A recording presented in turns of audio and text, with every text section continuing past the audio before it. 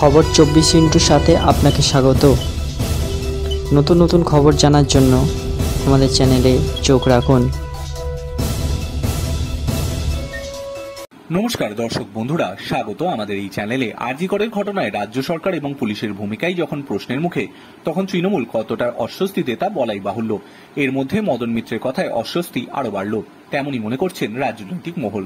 কামারহাটিতে তৃণমূল বিধায়কের বক্তব্য, সাংসদ হিসেবে সুদীপ বন্দ্যোপাধ্যায় উচিত ছিল আরো বেশি সক্রিয় হওয়া। বয়স বেড়েছে বলে কি তিনি সক্রিয় নন, এই প্রশ্ন তুলেছে মদন মিত্র।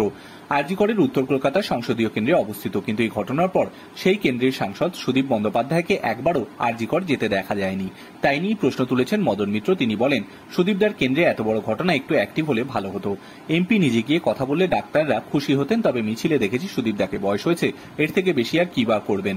সুদীপ বন্দ্যোপাধ্যায়কে ও এক সংসদ সৌগত রায়কে ধৃতরাষ্ট্র ভীষ্ম দ্রোণাচার্যের সঙ্গে তুলনা করেন মদন মিত্র। তিনি বলেন, সুদীপদা সৌগতদা আমার কাছে দ্রোণাচার্য, আমাদের ভীষ্ম, এরা অস্ত্র ধরবেন না, জ্ঞান দেবেন। তবে মদন মিত্র সাংসদ হলে কি করতেন? মদনের জবাব, সাংসদ হলে সামনে দাঁড়িয়ে মার খেতাম, বলতাম যার রাগ আছে সব আমার ওপর প্রকাশ করো।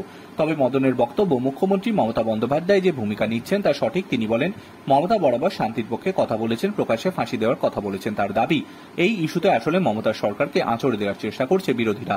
তবে তিনি দলের সঙ্গেই আছেন বলে জানিয়েছেন। সুদীপ বন্দ্যোপাধ্যায় সম্পর্কে মদন মিত্র যা বলেছেন, সেই সম্পর্কে প্রতিক্রিয়া দিতে গিয়ে বিজেপি নিয়ে যান সজল ঘোষ বলেন, হ্যাঁ, ভীষ্ম সরসজ্জায় গিয়েছিল, সুদীপদাও যাবে। তবে মদন মিত্রের বক্তব্যের প্রতিক্রিয়া দিতে নারাজ তিনি। তার কথায় 48 ঘন্টার আগে প্রতিক্রিয়া দেওয়া উচিত নয়। মদন মিত্র যখন কখন কি বলেন তার ঠিক নেই। Bureau report.